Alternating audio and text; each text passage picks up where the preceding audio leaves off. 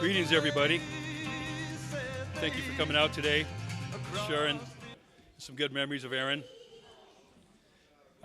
Before we move on, has everybody signed the book out front? If you haven't, please do so before you leave, so we can keep track of everybody's contact information. I'd like to open the floor up at this time, and hopefully some of you will come up and share some stories. I'm sure there's a few about Aaron that I haven't heard about or our family's heard about. So we'd like to open the floor up and have you come up and do that. And then in about a half hour, my sons are going to play a couple songs for us, for Grandpa. And then I'll conclude it with my speech and a closing prayer. We also have a slideshow we'll do at the end. So, who wants to come up and speak?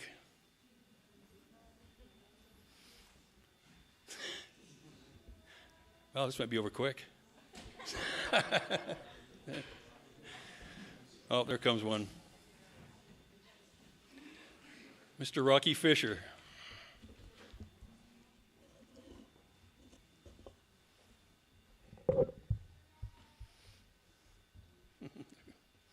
Thanks.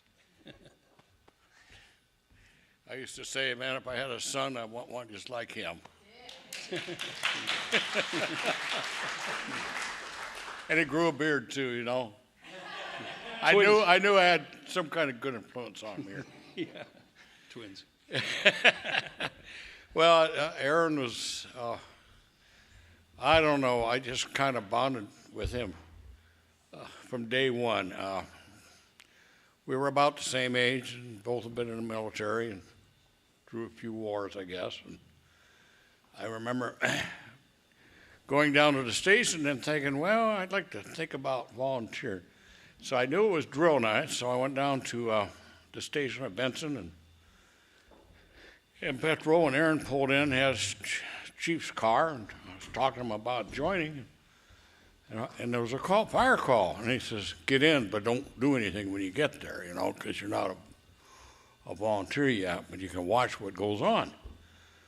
So we go over to a house not too far from me, and there's a lot of smoke coming out of the garage area, and I think it was Roger Kosovich to open the garage door, and all of a sudden there was a ball of fire come out into the driveway because the garage just went boom. Well, nobody got hurt. And to put the fire out, and I'm riding the Aaron back to the department, and he says, "You still want to join after you saw that?" I said, "When do I sign up?" So that was the start of a lot of adventures. The one probably I'll never forget. It was about 11 at night. I just got home from work. I work in swing shift, and it was an aid call, and it happened to be a neighbor. So we went usually on our own vehicles, respond to the incidents. And of course, I walk down there, and my neighbor doesn't tell me about the woman that she called me about was on angel dust. This gal's about 120 pounds, maybe 115, and she's laying on the bed in the bedroom, and I walked in and introduced myself and asked her what I could do. And the next thing I know, I'm bobbing and weaving because she's swinging at me, piled out. And just, well, Aaron's 2 blocks away, so he's the second one in. He comes into the bedroom just in time to get an elbow as she was going out of the bedroom. He staggers against the wall, and she's going into the bathroom. He says, "Rocky, don't let her lock herself into the bathroom." Well, my mistake is I should have let her done that. Because I grabbed her from behind. I'm a big guy. I've been in a few brawls, but I'm telling you, it was the tiger in the gun. I mean, it was a battle. Get her pinned on the floor. I'm straddling her. That's all I could do to hold her hands. And anybody who knew me in those days knew that I was pretty strong. Erin's sitting on her legs, and she's doing leg raises with him. This is the truth. Boom, boom, boom. Here comes the aid car. All of a sudden, she's docile. I think Blakely and somebody else came in, and they see 2 big men sitting on this little girl. you better tie her to the stretcher. Tie her feet. They didn't. As they were putting the aid car, she got loose, and I just went home. I said, "That's yours now." So anyhow, we laughed about that for a long time. And I still laugh. In fact, the last time I talked to him, not too long ago, we talked about that. I don't know, two of us, and we were lucky we survived. Anyhow, sure going to miss him. Well, the time he fell off the roof, I forgot that one. We're going to a chimney fire, cedar roof. He goes up on the roof. He should have known better. I'm at the ladder. Cedar shakes are very slippery when they're wet. Next thing, I hear a holler, and here he comes sliding. I grabbed him and broke his fall. About took me off the ladder too, but kept him from getting hurt. But grabbed him by the collar as he's going by. Anyhow, he was a good man. Thank you, Rich.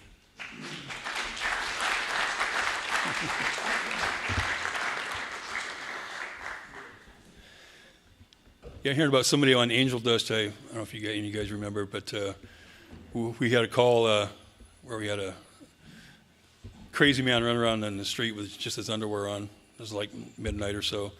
And we get there, and this skinny little guy is hanging on to the door handle of his car. And there was like 9 of us there, the engine company, A car, and 4 or 5 county sheriffs. We cannot get that guy off that door handle. Keith, I'm not sure if you were there or not, remember that, but we were all trying to yard this guy off his car, and he was so strong, he was a little tiny guy, that he pulled the door handle off the door. I mean, it takes quite a force to do that. There's an incredible strength, almost supernatural.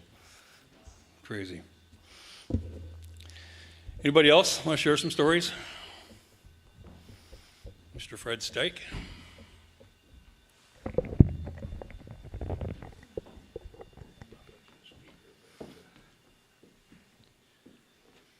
Put a boom in front of me and I'm lost.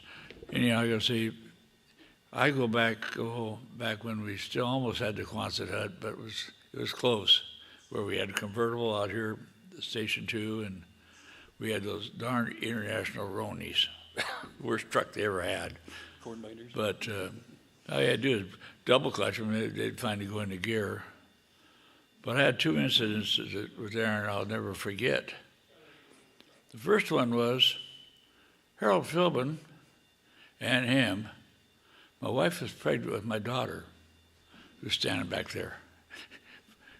And he said, "We're going to deliver her on the back of Engine 3. I said, "No way, Mom won't go along with that." Aaron says, "I'm going to tell her." And she just took one look at her, and she says, "When you know what freezes over." But he was good with us that way. And he must have done something, because it was after my daughter finally got married. They bought a place out at Alder Lake, and she didn't know how to get rid of the house. They had to want to take this old house down. I says, "Hey, call the fire department. They'll love to come out there and burn it." And she did, but they made one mistake. They let her have a set of bunkers to take pictures. That's why she wears a uniform today from Pierce County, Station 38. I got the wrong number on it. I don't know. But like I say, we had other incidents with Aaron. It was great knowing him. He was, like Rocky said, he was close to us. He was my station captain for a long time. And I'll always remember the first fire I went out on with him. He says, "Get in there and push in there." He was backing me up, of course, let me go into the flames. But it's been fun over the years. But all those little kids I knew, little suckers all grew up. They're getting tall. Especially his little brother, Bubba. So that's a lot of it. And I'm going to be where he's at someday. So, because I'm only 77. just getting started. Thank you. Thank you so much.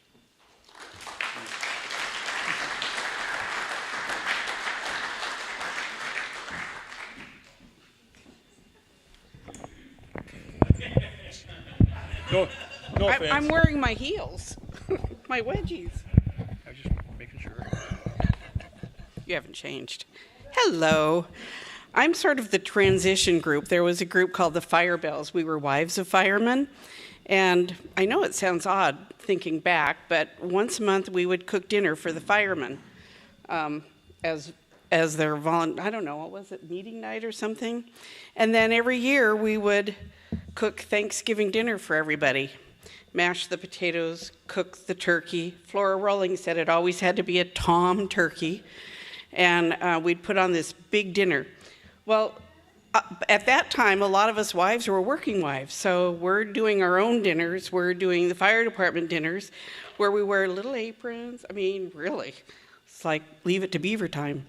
And I just have to tell you the story about Aaron, the little sweetheart. We were trying to get away from cooking dinners because have you ever mashed, 25 pounds of potatoes for a group? It's not a fun thing to do. Or cook a turkey anyway, it's enough to do it for your family. But we were trying to move away from it. So Aaron said, okay, I'll mash all the potatoes. So in good spirits, he took a whole bunch of potatoes, peeled them all, mashed them all, presented them all, and we still had a nice Thanksgiving dinner. I just thought that was a funny story, that he had such a good attitude about doing all those potatoes.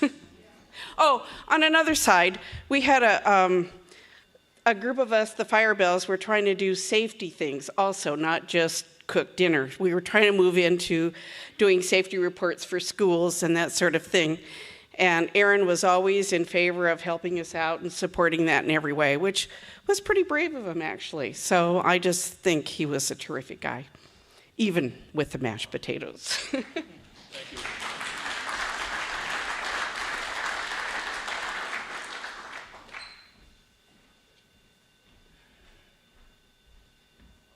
Mr. Vandervest. I've been sitting here trying to remember some stories from Aaron, and a lot of them, frankly, I don't remember a lot, but there's one that does come to mind, and I think it involves two people that are in this room.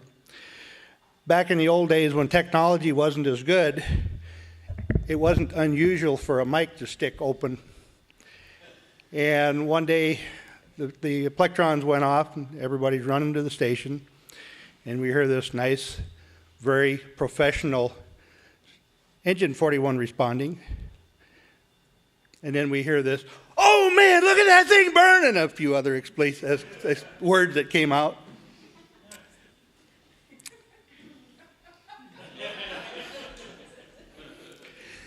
Anyway, Aaron was nearby when all this happened, and I have to tell you, he was not amused. But on the other hand, what can I say? That's probably the only story that I remember about Aaron. There's a lot of things, little bits and pieces of memory. There for a while, they put a water tank and a pump in the back of his pickup because one season we had just so many brush fires. And I can remember responding out to a brush fire only to find out that Aaron had already put it out. So anyway, he's a good guy. I haven't seen him in years, but I think a lot of people are going to miss him. So thank you.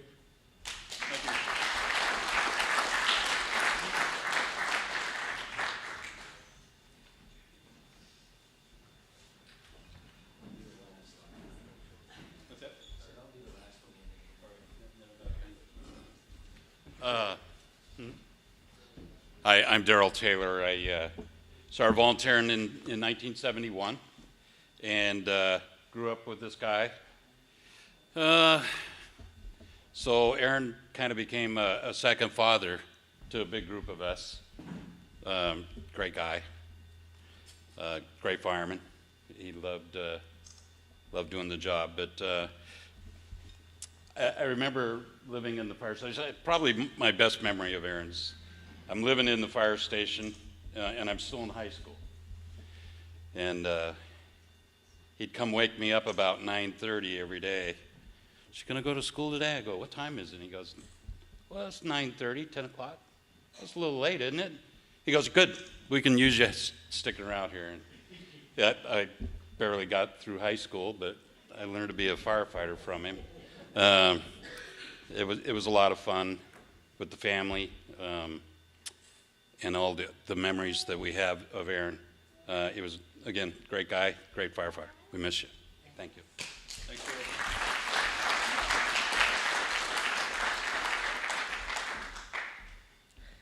Hello. For the ones of you who don't know me or remember me, I'm Fred Stike's little daughter.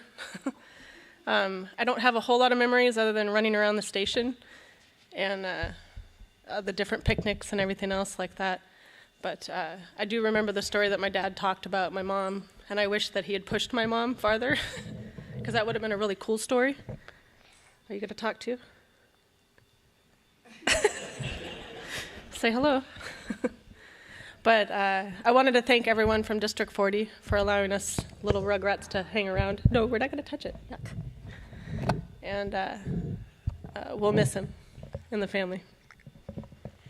Say bye. Say bye. Thank you. Thank you.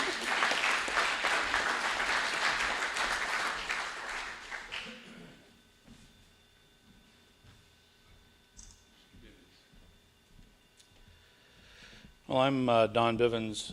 Aaron hired me in end of '75. I actually started the 1st of January '76. And Aaron, what I remember most about Aaron and appreciated was his, he insisted on women being treated with respect, with dignity. You don't swear in front of them. If you make a mistake of swearing in front of them, you better be profusely apologetic immediately.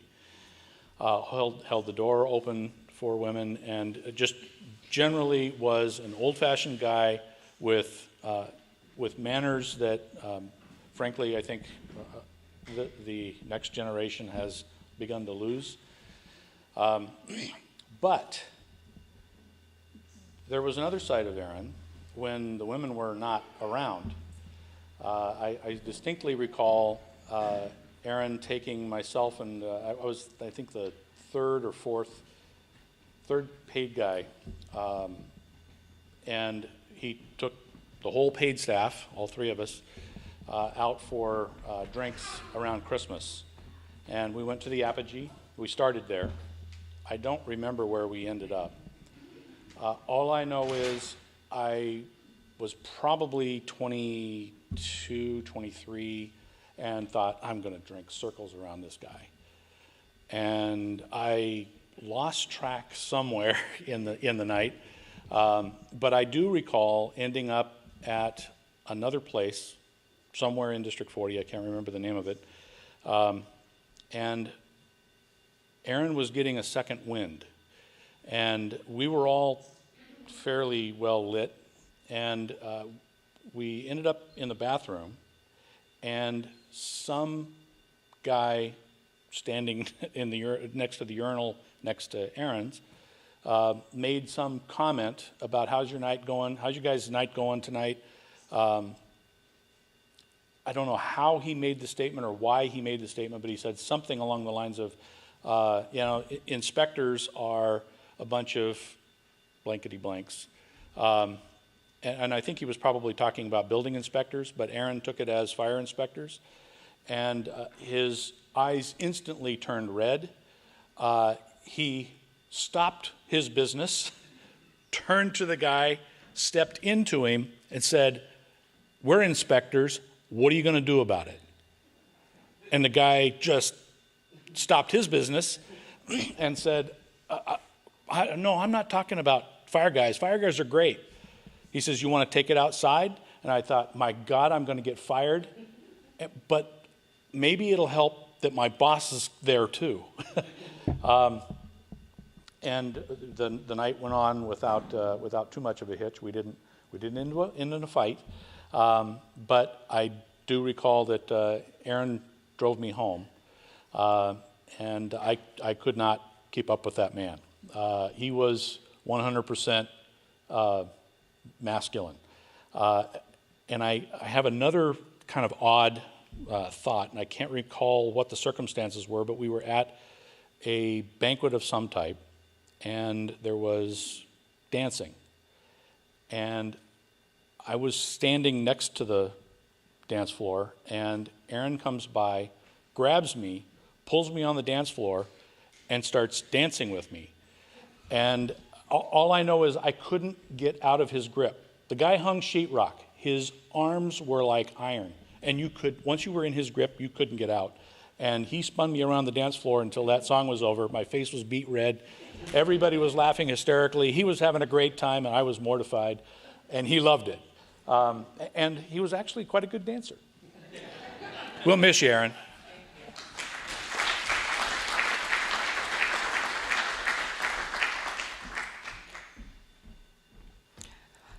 I got to read mine. My uncle is awesome. No matter when I saw him, he always smiled and treated me with great respect. He had a way of making you feel really important when you're around him. My dad had jobs that were out of town, and my mom depended a lot on Uncle Aaron. My mom, one time we had an old gas oil stove, and it was on fire and ready to blow up. It sounded like a bomb. And she called Aaron, and he told her to start peeling potatoes and put it in the to put it in the hole so it put out the fire. It did, so we lived. And thank you. And my mom hated to take us to the doctor. We had to be like dying before she'd take us to the doctor. And Uncle Aaron would always go on our, damn it, Jan, now take him to the doctor. And so, hey, thanks, Aaron. We wouldn't be here today if it wasn't for him. And that's no lie. One thing I do remember, he was my favorite uncle. One time, my sister got raped. And she was working a night job, and dang her for not being here, because he was like a guardian angel. And she got raped, and he was the first one to show up and hurry up and put a blanket around her so that no one else could see her, because she felt just awful and degraded. And that's the kind of uncle he was. Those are just a few of the great things he did. In my eyes, he was like a second dad to me. He was awesome. Sorry, I'm shaking. One thing I know about my uncle is he loved the community, and he always said, what's the right thing to do? He always believed in doing the right thing. And so that always impressed on me. And he was a mentor of honesty and integrity. And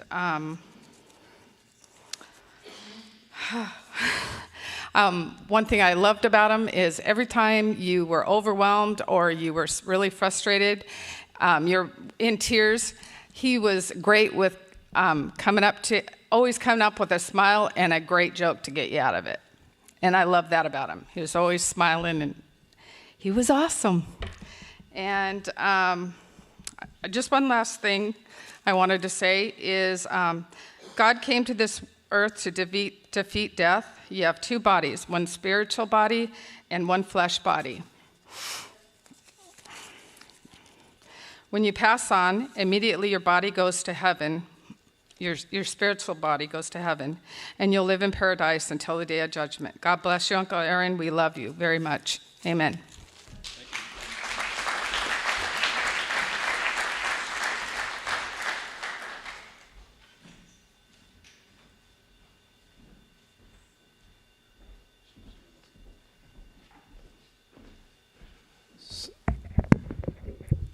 Well, I got a couple little things to talk about. First, I want to thank you very much for sharing Aaron with the rest of us. I know it probably wasn't easy sometimes, him being the fire chief and as dedicated he was to the community. So for you and the rest of the family, I want to thank you very much, because he was an awesome person. Some things you probably don't know too much about Aaron. I didn't know he was a religious man until I think Fred was talking about the old rigs and how you had to double clutch them and stuff like that. And when I first started with the fire department, I was the only person working, and Aaron jumped in the rig with me, and we had to go down Carr Road, and I was in 406, which was a really old Seagraves with square gears. As we started going down the hill, I missed the gear, and we freewheeled all the way down.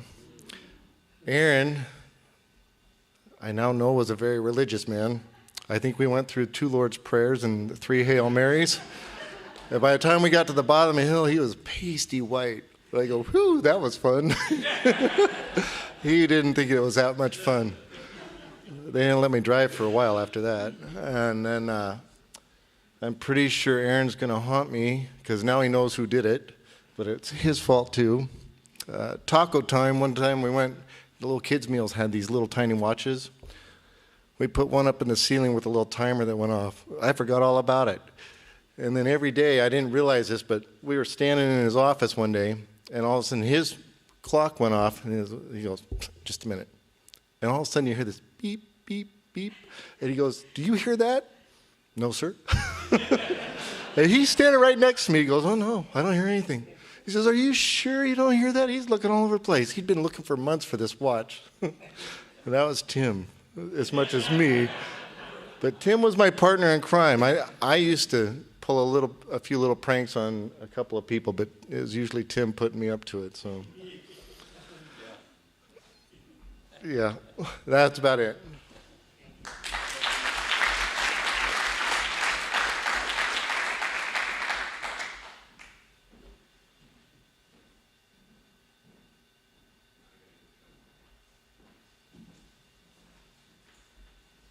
Anybody else?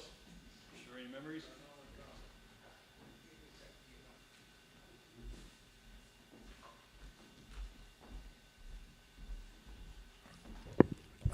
I was a youngster when I came into the fire service at 18. And Aaron was this old, crotchety chief. And as far as I was concerned, that was my perspective. And there were many times I was told over and over again, I got to wear this breathing apparatus, I got to wear this breathing apparatus. You know, that's what I was trained to do. That's the generation I came up in. And I'd go into this fire, and I'd be feeling my way around, crawling on the ground, and I would bump into Aaron's legs, and he would be standing there with a garden hose in this fire, putting it out before we got there all by himself. Aaron was the same guy that went to a CPR one day, and he's the IV post for us. So Aaron's sitting there holding the IV, and this gentleman passed, and he was still in a rhythm, and they said we need to shock him one more time to kind of stop the rhythm, so he's officially passed because there wasn't anything we could do. And as he passed a little air also, and it was rather loud. And somebody said, was that you? And Aaron, being the IV post, just started shaking, trying to keep that composure for the family, and turned around, faced the curtains, and, you know, that's Aaron for me. I mean, Aaron's that same guy that when I was the photographer for a while for the department, and we all had to put on our Class A's and get our pictures taken for the board out front, and, you know, Aaron's being the smart aleck and decides to float the bird here while thinking I wouldn't notice. And so we blew that one up into a poster and gave it to him for his retirement, thinking it would really shake him up. You know, oh, you'll get even for that one. No, he put it up in his pool room. He thought it was great fun. But what I remember, being a young guy, being away from my family on the holidays, was that Aaron and Judy opened up their house to us. And you know, I had more Thanksgiving dinners and Christmas dinners with them than I did my own family at that age, because I was, you know, one of the younger guys and didn't get those holidays off. And, you know, that's the kindness and the mentoring that he brought. That's what I remember from him.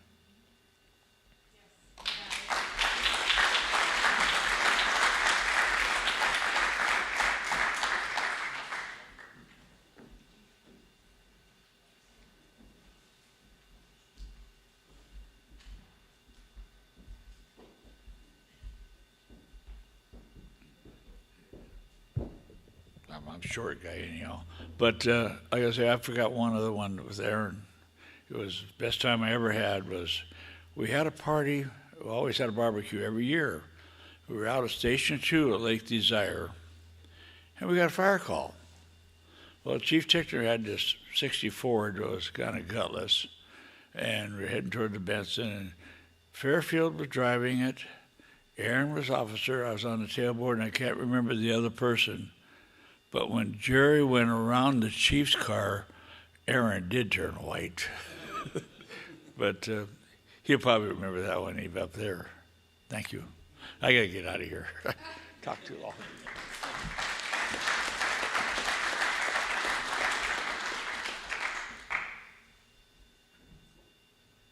Anyone else?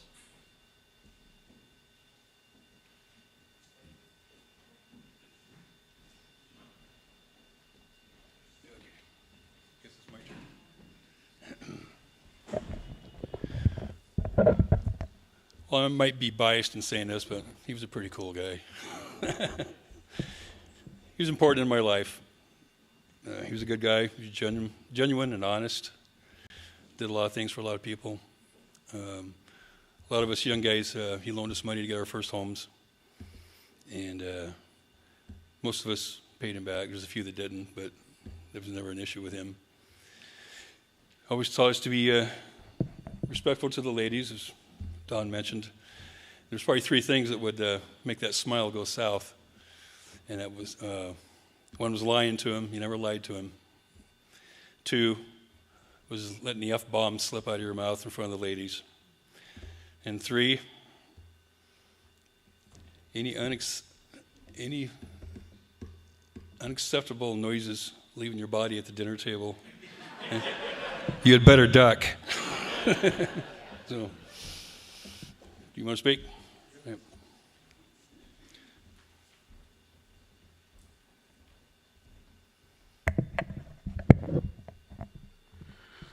I figured everyone else has told stories about Aaron that were nice stories. I'm going to tell one that's not so nice. We had a banquet. Seems to me we were down at Philip Arnold Park, but I'm not sure because it's a long time ago and I'm kind of old. Anyway, we had a fire call. And Aaron got in, I got in, and about 12 guys got on the truck, all of us drunker than skunks, and we responded to the fire. And we put out the fire, we did everything we were supposed to, and I don't think any of us could remember it. When we got back to the station after the fire was over, Aaron said, "I'm going to make a new rule. Nobody gets on a fire truck when they're drunk." Again. And we never did after that. Aaron was a great guy. He was more fun than anybody can possibly imagine he would be. Judy, Pat, Jenny, Bubba, wherever you are over there, and Tim were all about this big. Yeah, you were that big too. I've been around that place for years and years and more years than I can care to remember. And I think the best times I had was when I was with Aaron.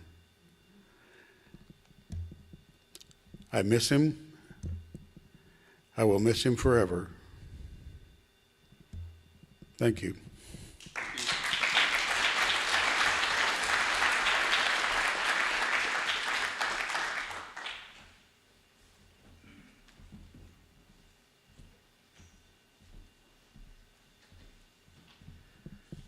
The first time that I heard anything from Aaron was I get a call one day. My daughter had taken the little glass thing on the wall at the school and busted it, and Aaron had to respond along with the fire department.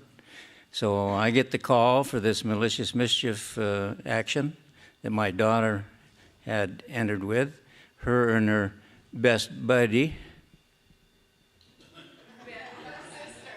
Carol over there. So a few years after that, I meet Tim here, and my daughter decided to get married, and so Tim introduces my daughter to Aaron. He says, "Oh yes, we've met. I was at the school when you set off the fire alarms." So. He had to come and scold us. I didn't know who he was at that time until Tim brought me home to dinner. He goes, "I know you." I was so embarrassed. So anyway, that's my first experience, and then, of course, we had a lot of social after that. So thank you.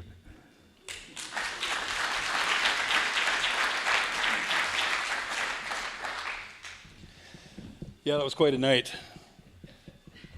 Bring my girlfriend over, and my dad goes, "Yeah, I know you." Really? Yeah, she look over, and she's turned like 50 shades of red. Now I look, and he's got that grin on his face. "Yeah, I know you. You pulled the fire alarm at Meeker Junior High." It was amazing. My father-in-law knew her before I did.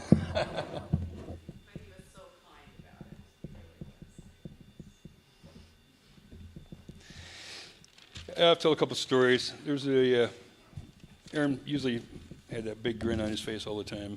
He always come into work in the morning with a smile, and usually a joke or two or three. Get the day started right. Just think of a few stories that just kind of made me laugh. One of them was when we went to shift work. He went out and he bought these mattresses. Got them for a great price. And guys get up in the morning, their backs are aching. I mean, we're all like 18, 19, 20 years old, and our backs are aching, and they were terrible. We kept on him about getting new, updated mattress, buy some good stuff, and he wouldn't do it. So somebody got the bright idea to invite him to come up and stay at the station for the night.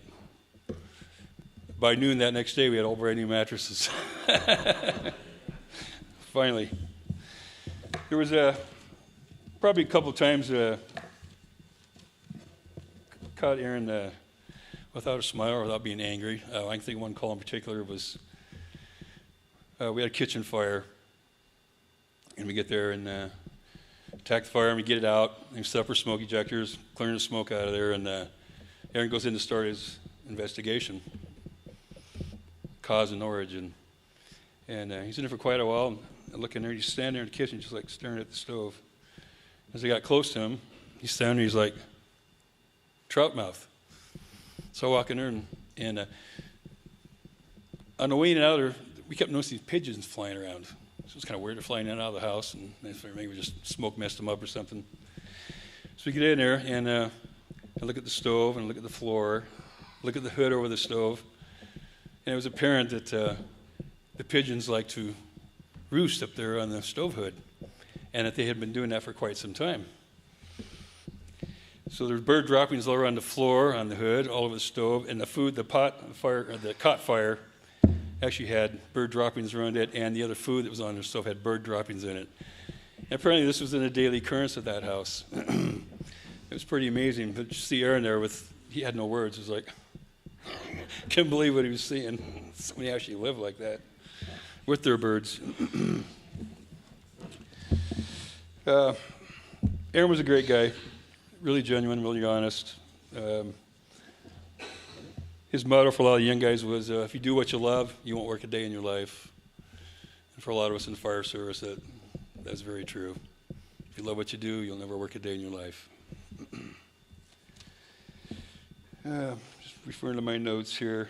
I feel really blessed to have him as my dad, to be a part of his legacy. A lot of sons and dads will go fishing or hunting. They're into sports. I got to fight fire with my dad. Fighting fire is awesome in itself if you're cut out to do that. But to do it with your dad's beyond awesome. And those are memories I'll cherish forever. Anybody else wants to get up and speak? If not, I'm going to offer a toast to Aaron. Nobody? Well, I guess as Robert Stanley Johnson would say, ladies and gentlemen, please stand to the glass.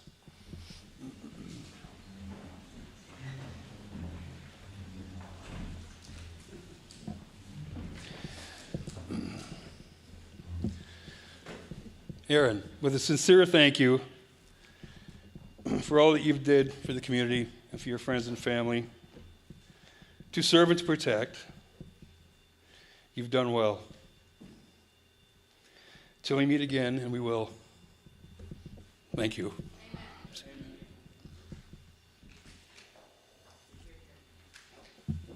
Okay. I think my son's going to perform a couple songs for us now.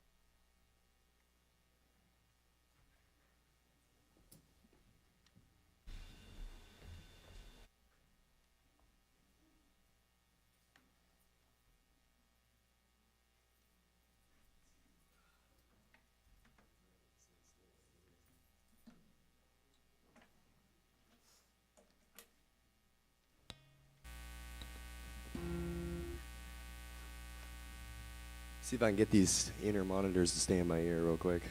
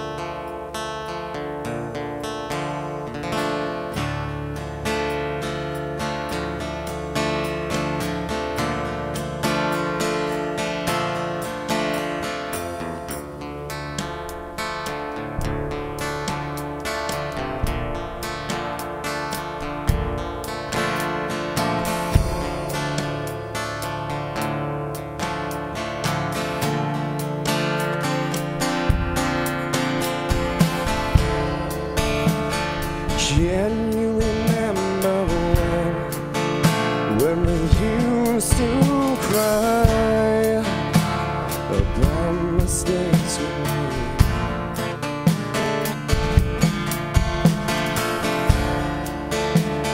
Can you picture when we used to drive and never reach the end?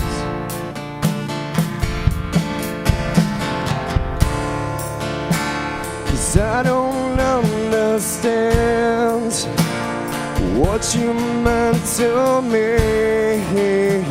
You made me wild, then you tied my hands. You tied my hands.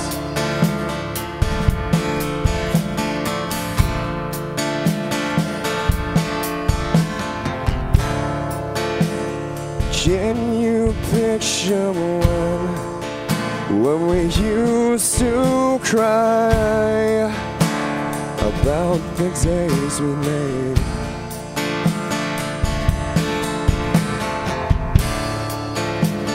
Can you picture when we used to lie awake in nothingness?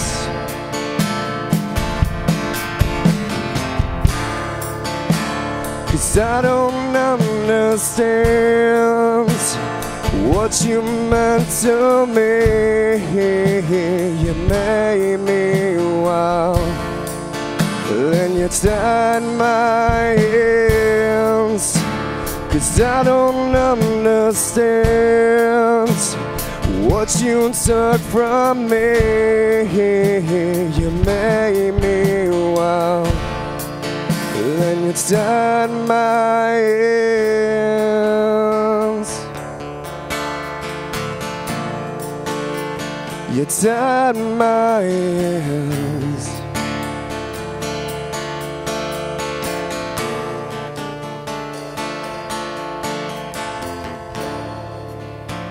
Since you've gone away, you made me find I have everything to say.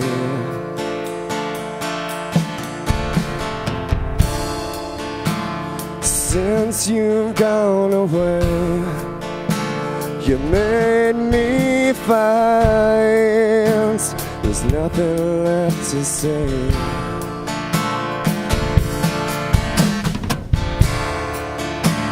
Cause I don't understand. You meant everything to me. You made me wow. Then you tied my hands. Cause I don't understand what you meant to me. You made me wow. Then you tied my hands. You tied my hands.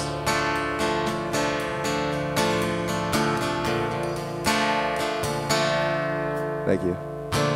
Hey, can I get some guitar and the monitors? Thank you, that's better.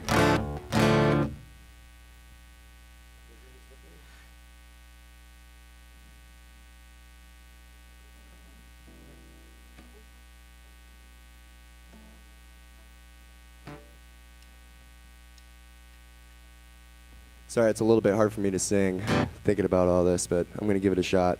This song is, it's called Broken by Seether. I just want to dedicate it to him.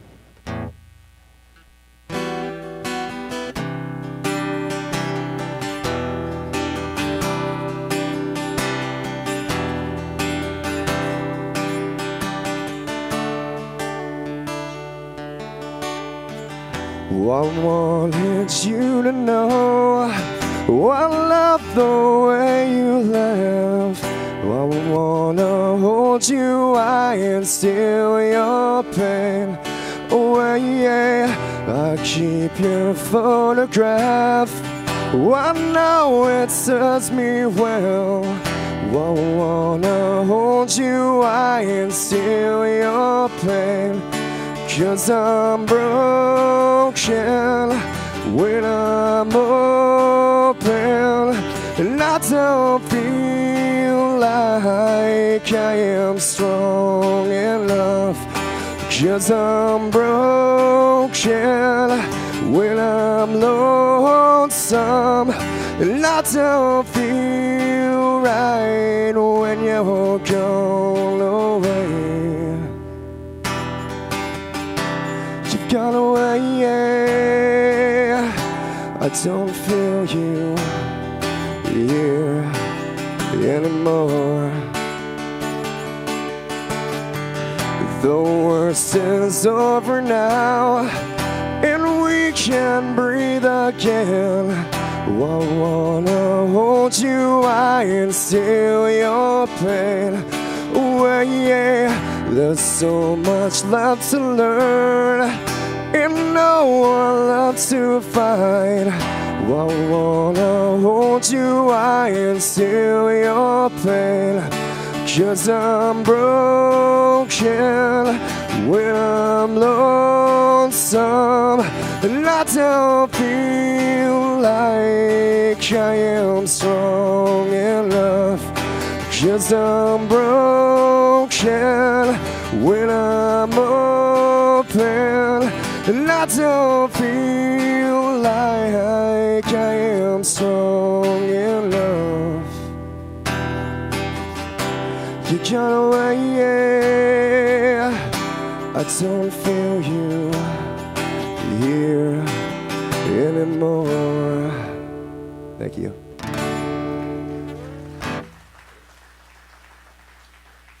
Just want to dedicate that song to him. Thank you, guys.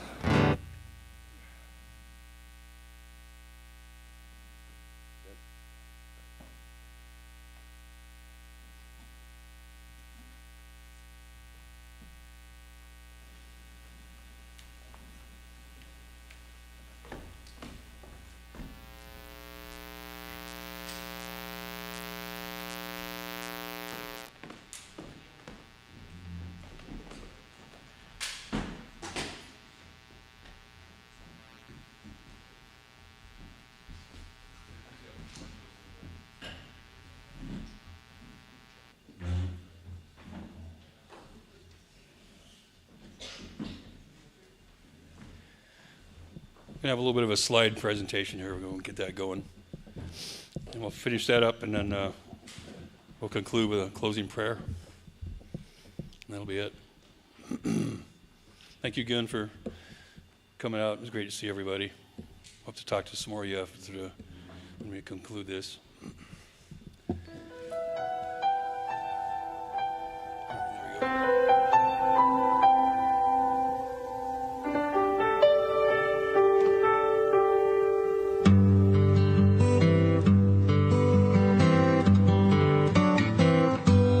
Looking back on the memory of the dance we shared beneath the stars above.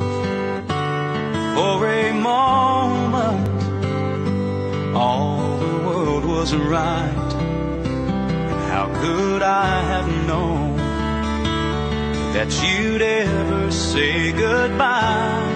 And now I'm glad I didn't know the way it all would end, the way it all would go.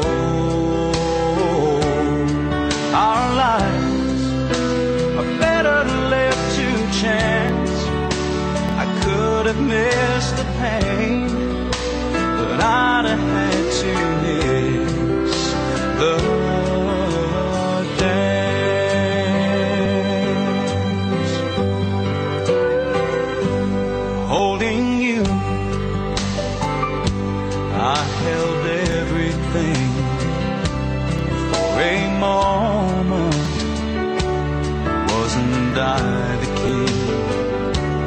if I'd only known how the king would fall.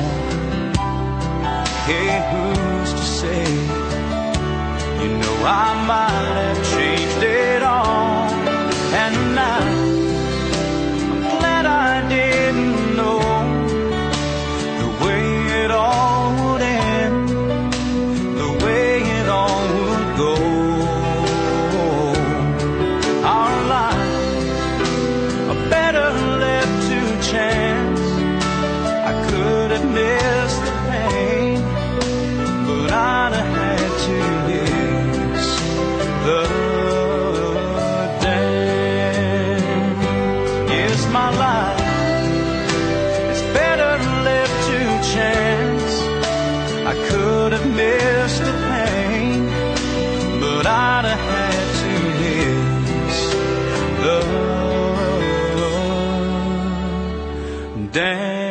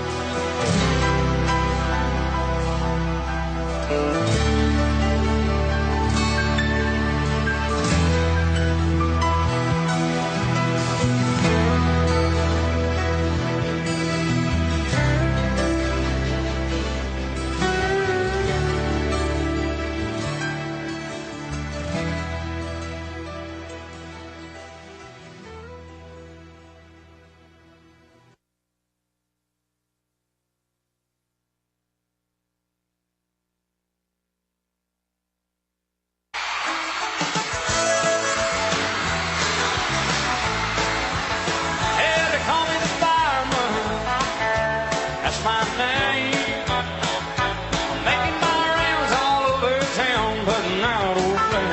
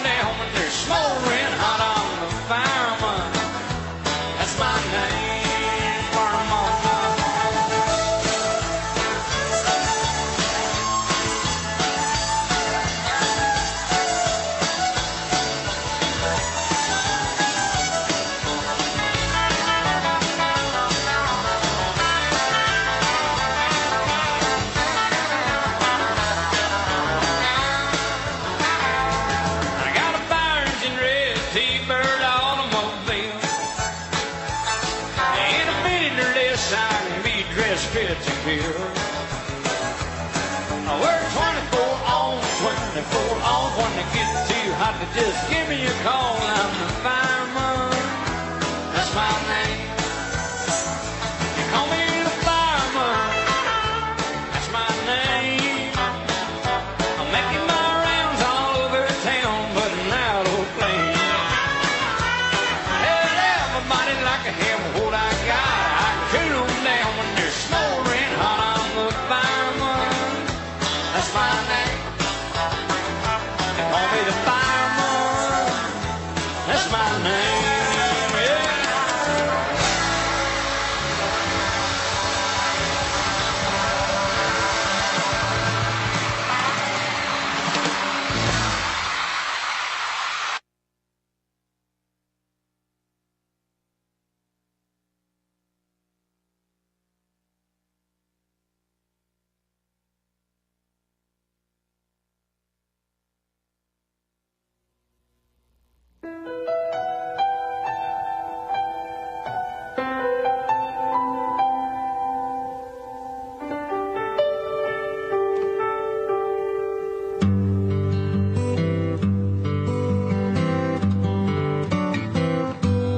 Looking back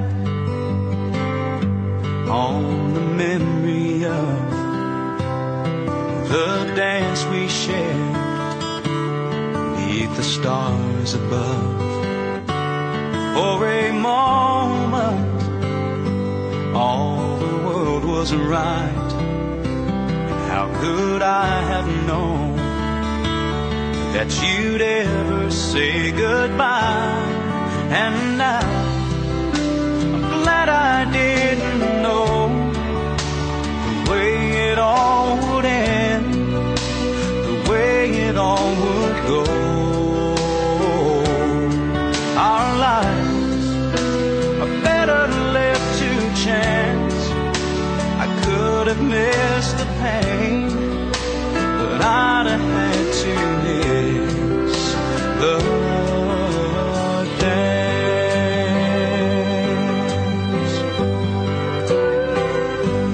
holding you. I held everything for a moment. Wasn't I the king? But if I'd only known how the king would fall.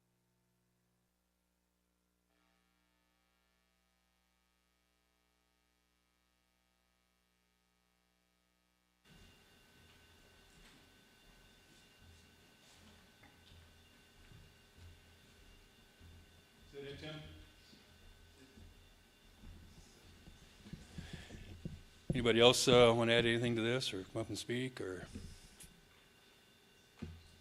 There was one story I forgot I was going to tell. Was that Jeep. It'd be going down the road 20 miles an hour with the lights and siren and the front end shake. Your dad must have loved that thing because he drove it for years.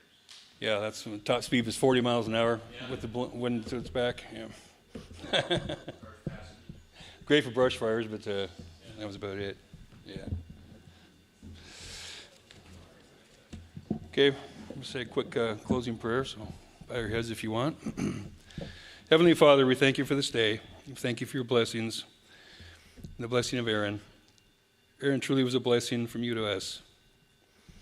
We ask you to get everybody home safe today and keep the memory of Aaron alive. I can see her lying back in her satin dress in her room.